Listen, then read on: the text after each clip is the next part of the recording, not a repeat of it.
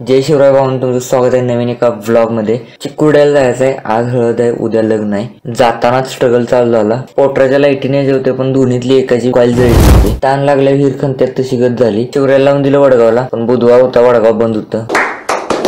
म्हणलं एका पोटरावर चालते, तिथली एलईडी पण असतील, त्यामुळे काही विषय नाही। साहित्य चेक केलं, निघालो। गाडी बसल्या म्हणलं तरी बी फोन करूया कोणाला तर, हाय का बघूया। दोघा तिघांनी फोन केला, त्यांच्याकडे पण नव्हती। आण्याचा फोन आला, साण्याच्या स्टुडिओतनं काहीतरी साहित्य आणायचं होतं। तिथे गेलो, साहित्य घेतलं। एपीची स्प्लेंडर होती, शिवरायला म्हणलं त्याच्या गाडीवर बस। सीटवर पोटरा तर ठेवलेली लाडवं, आपली गाडी हुट्टासारखी वज घेऊन बसा लागते मांडीव। चिकोड्याला जाताना नदी लागत्या, भारी वाटते बघाय। हे बघा पसारा केवढा, टेम्पो आणला असता बरं झालं असतं।